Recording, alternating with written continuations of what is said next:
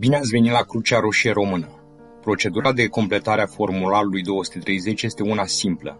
În primul rând, va trebui să aveți descărcată aplicația Adobe Acrobat Reader și instalată. Dacă nu o aveți, o puteți descărca de aici.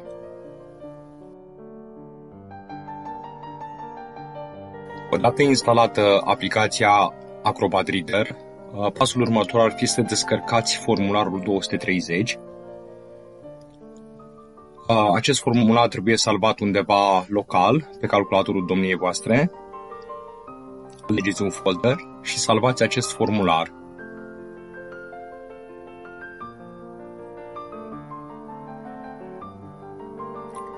Ne întoarcem la locația unde a fost salvat formularul și îl deschidem.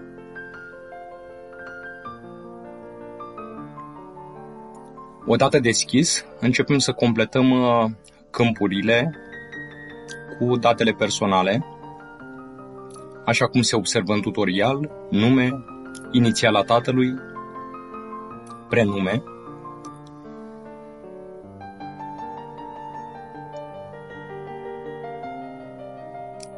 Codul numeric personal, adresă, cu mențiunea că în cazul în care locuiți la casă, este suficient să completați doar strada și numărul. Pentru persoanele care locuiesc la bloc, vor completa și restul câmpurilor. Bloc, scară, etaj, apartament, județ sau sector. Și evident, cod poștal. Câmpurile mail, fax și telefon sunt câmpuri opționale. Apoi urmează să selectăm filiala către care vom redirecționa cei 3,5%. După selecție apăsăm click oriunde în formular, observăm că acesta se autocompletează. Iar ultimul pas este acela de a semna formularul.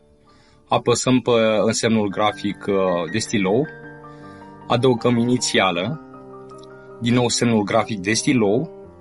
Aici vom desena cu mouse-ul sau cu degetul, dacă avem un telefon, o semnătură și vom apăsa aplică. În acest moment avem o semnătură pe care o vom poziționa la semnătură contribuabil. Avem posibilitatea de a o regla și centra de asemenea manieră încât se potrivească în câmpul respectiv. Iar la final vom apăsa butonul Save.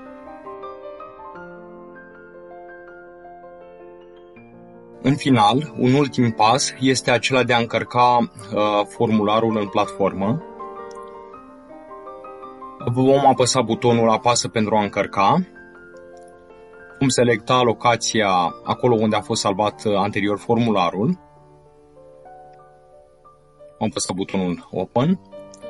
Vom bifa faptul că suntem de acord cu prelucrarea datelor cu caracter personal, iar în cazul în care dorim să ne abonăm la newsletter, vom completa aceste câmpuri opționale, apoi vom apăsa butonul Trimite.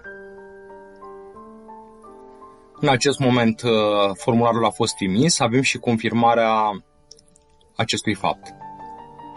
Acestea fiind spuse, copiii Crucii Roșii vă mulțumesc pentru redirecționarea dumneavoastră.